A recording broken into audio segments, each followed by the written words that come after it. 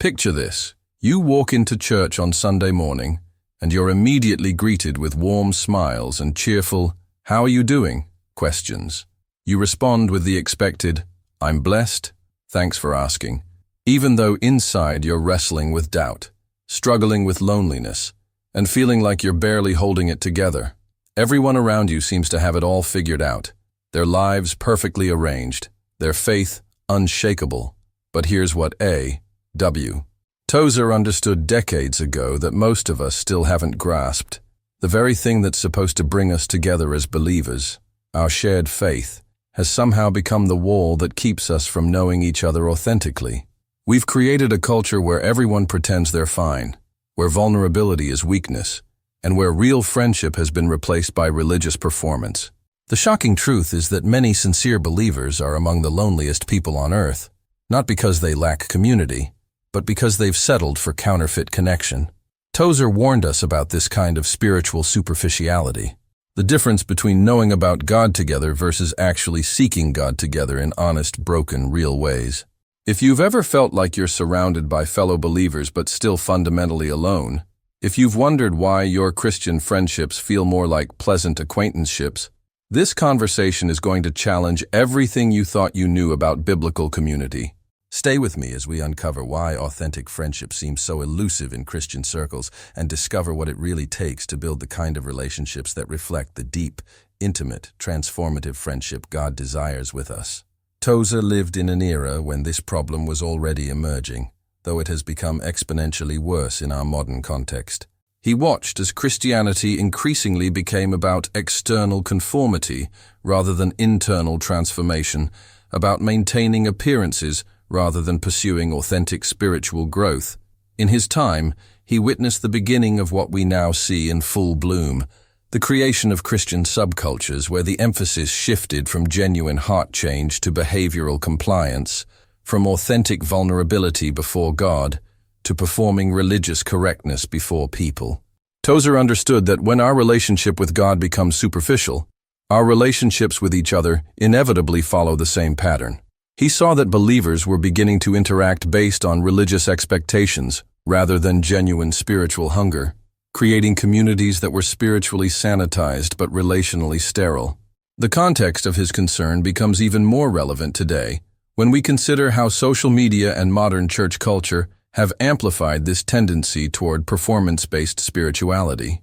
We live in an age where every aspect of our lives, including our faith, has become curated for public consumption. We post our Bible verses, share our worship experience, and present carefully crafted versions of our spiritual journeys, while our actual inner lives remain hidden, unexamined, and unknown even to those closest. Tozer would have recognized this as a natural progression of the religious he confronted. The problem isn't that we lack opportunities for Christian fellowship. It's that we've redefined fellowship itself, turning it into something that requires no real depth, no genuine vulnerability, no shared pursuit of God in the raw, honest ways that create authentic bonds between souls. We've made Christian friendship safe by making it shallow, and in doing so, we've robbed ourselves of the very connections our hearts desperately crave and our spiritual growth desperately needs. Tozer's insight into this dynamic was profound because he understood that genuine friendship, the kind that actually satisfies the soul and promotes spiritual growth, can only develop between people who are honestly seeking God, not just comfortably maintaining their religious status quo. He recognized that when believers gather primarily to reinforce each other's spiritual comfort zones, rather than to challenge and encourage each other toward deeper spiritual reality, what emerges isn't true community, but religious social networking. The first major reason Christians struggle with real friendship lies in what Tozer identified as the fear of being known. In our modern Christian culture, we've created an unspoken expectation that mature believers should have their lives together, should be beyond certain struggles, should exemplify consistent victory and joy. This creates an impossible standard that forces everyone into hiding their real selves behind spiritual personas. When someone asks how we're doing, we feel pressure to give the Christian answer rather than the honest answer, because we fear that admitting struggle, doubt, or failure will damage our reputation or disappoint others. Tozer saw that this dynamic creates communities of strangers who know each other's religious vocabulary, but not each other's hearts. Real friendship requires what he called the ministry of the open heart, where people are willing to be seen in their actual condition, not just their aspirational condition. But we've created environments where vulnerability feels dangerous because it might be met with judgment, unsolicited advice, or disappointed expectations rather than understanding and shared humanity. The second profound barrier Tozer identified was what he termed the substitution of activity for intimacy. Modern Christians often mistake busy religious fellowship for deep spiritual community. We attend the same Bible studies, serve on the same committees, participate in the same outreach events, and convince ourselves that this shared activity equals genuine friendship. But Tozer understood that you can spend enormous amounts of time with people in religious contexts without ever really knowing them or being known by them. Shared activity, even spiritual activity, doesn't automatically create the conditions for authentic relationship. In fact, it can actually prevent real connection because it gives us the illusion that we're close when we're actually just familiar. True friendship, according to Tozer's understanding, develops not through shared busyness, but through shared seeking. Not through doing religious things together, but through honestly pursuing God together and allowing that pursuit to expose and transform our real selves. When our Christian relationships are built primarily around church programs and religious activities rather than mutual spiritual hunger and authentic life sharing, we end up with relationships that are an inch deep and a mile wide. The third dynamic that Tozer identified, and perhaps the most devastating, is what he called the fear of disturbing false peace. Many Christian communities have developed a culture of artificial harmony where difficult conversations are avoided. Real accountability is absent, and everyone collaborates in maintaining a surface-level pleasantness that prevents any genuine spiritual growth or relational depth. This creates friendships that are built on the foundation of not rocking the boat, rather than on the foundation of helping each other grow in godliness. Tozer understood that real friendship, the kind that actually serves our spiritual development, sometimes requires uncomfortable honesty, loving confrontation, and the willingness to risk temporary discomfort for long-term growth. But we've created Christian social environments where keeping everyone comfortable has become more important than helping everyone grow, where maintaining the peace has become more valued than pursuing truth together. When believers are more committed to being nice than to being honest, when they're more concerned with preserving pleasant interactions than with engaging in the messy work of mutual spiritual formation, the result is relationships that lack the depth and authenticity that make friendship spiritually nourishing and personally satisfying. This creates a devastating cycle that Tozer recognized clearly. When Christian friendship becomes primarily about maintaining religious appearances rather than pursuing spiritual reality together, believers begin to feel increasingly isolated even within their faith communities. They sense that something essential is missing, but often can't identify what it is because they're comparing their inner reality to others' outer presentations. They begin to wonder if they're the only ones struggling, the only ones with questions, the only ones feeling like their spiritual life isn't matching the standard they see reflected in their religious community. This isolation then drives them further into pretense because admitting their real condition feels like confessing failure in a room full of success stories. The tragedy is that often everyone in the room is having the same experience. Everyone is maintaining the same facade. Everyone is longing for the same authentic connection. But no one has the courage to break the cycle by being the first to remove their mask and speak honestly about their actual spiritual condition and life experience. So how do we break free from this pattern and cultivate the kind of authentic Christian friendship that both honors God and nourishes our souls? Tozer's approach was characteristically practical and spiritually grounded. First, he emphasized what he called the discipline of honest self-examination before God. Before we can have authentic relationships with others, we must be willing to face our own spiritual reality without the filters of religious expectation or social pressure. This means regularly spending time in prayer and reflection, not to maintain our spiritual disciplines, but to genuinely encounter our own heart condition before God. When we know ourselves honestly, when we're comfortable with our own spiritual process, including its struggles and victories, we become capable of relating to others from a place of authenticity rather than performance. Tozer believed that people who were genuinely seeking God, regardless of where they were in their spiritual journey, naturally created space for others to seek God authentically as well. This honest self-knowledge becomes the foundation for offering genuine friendship because we're no longer trying to maintain an image or meet others' expectations. We're simply sharing our real experience of walking with God. The second practical element Tozer emphasized was the courage of vulnerable initiation. Someone has to be willing to go first, to risk being the person who admits struggle, who asks for prayer for real problems, who shares the actual challenges they're facing in their spiritual life and daily circumstances. This doesn't mean oversharing or making every conversation about personal problems, but it does mean being willing to answer, "How are you doing?" with something more substantial than religious platitudes when the situation calls for it.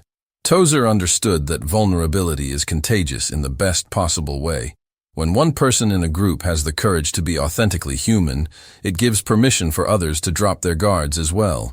This kind of vulnerable initiation requires what Tozer called the ministry of going first, being willing to model the kind of openness and honesty that creates space for real relationship to develop. It means being the person who admits when a sermon challenged them because they realized they weren't actually living what they claimed to believe, or who asks for prayer because they're struggling with doubt, or who confesses that they're feeling distant from God and aren't sure why.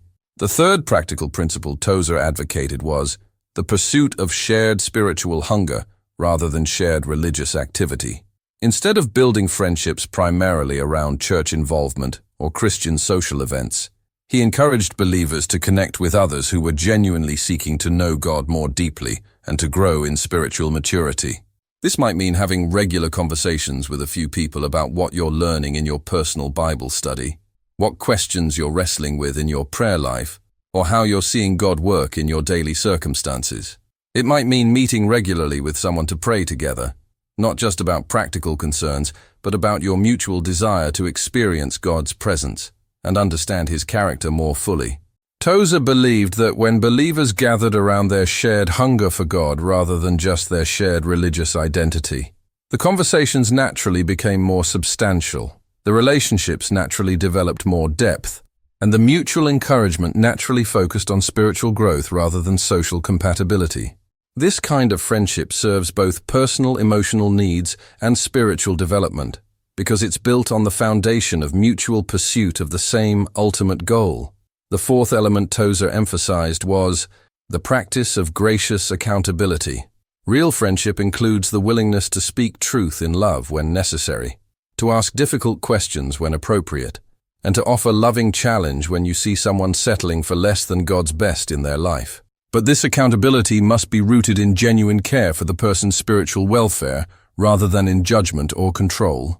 Tozer understood that friends who truly love each other will sometimes risk temporary discomfort to address spiritual complacency, destructive patterns, or self-deception. This doesn't mean becoming the Holy Spirit for someone else or trying to manage their spiritual life, but it does mean being willing to have conversations that go beyond surface-level pleasantries when you sense someone is struggling or compromising in ways that are hindering their relationship with God. This kind of accountability can only happen in the context of established trust and demonstrated love, and it requires the humility to receive the same kind of honest input from others about our own spiritual condition and life choices. Finally, Tozer stressed the commitment to mutual spiritual formation rather than mutual entertainment. While there's certainly a place for fun and enjoyment in Christian friendship, the relationships that truly satisfy and promote growth are those where people are genuinely committed to helping each other become more like Christ.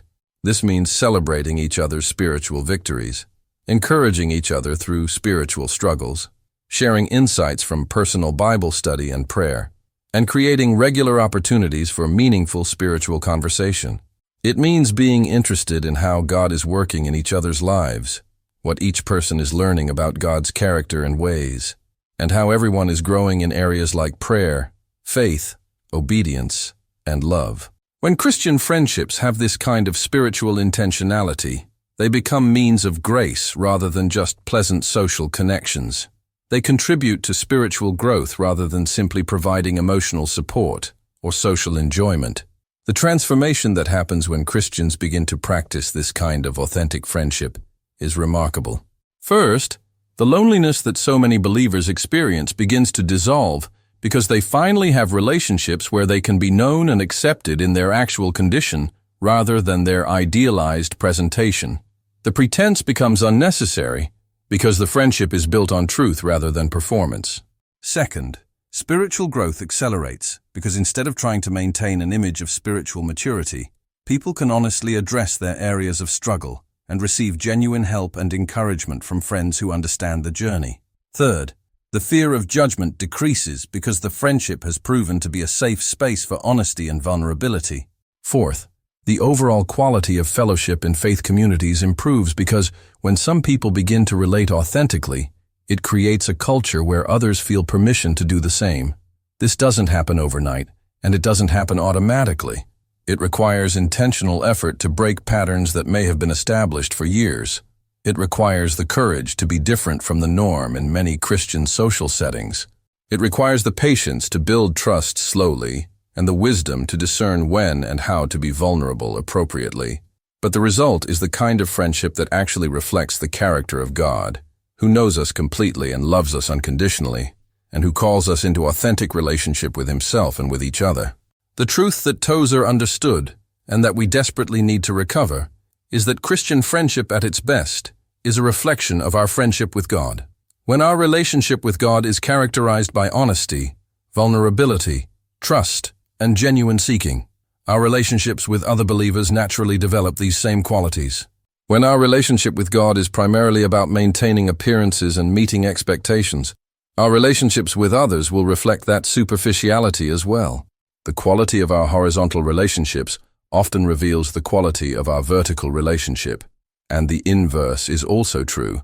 Investing in authentic, spiritually meaningful friendships can actually deepen our relationship with God because it helps us practice the vulnerability, trust, and mutual seeking that characterize genuine spiritual life. As we conclude this exploration of why so many Christians lack real friends and what we can do about it, remember that the goal isn't to critique or condemn the current state of Christian community, but to inspire and equip better practices. Every believer has the opportunity to be part of the solution by choosing authenticity over performance, depth over superficiality, and genuine spiritual friendship over religious social networking. The church desperately needs believers who are willing to model what it looks like to be honestly human while genuinely seeking God, who are willing to create space for real conversation about real spiritual life, and who are committed to the patient work of building relationships that serve both emotional health and spiritual growth. This kind of friendship isn't just a nice addition to Christian life.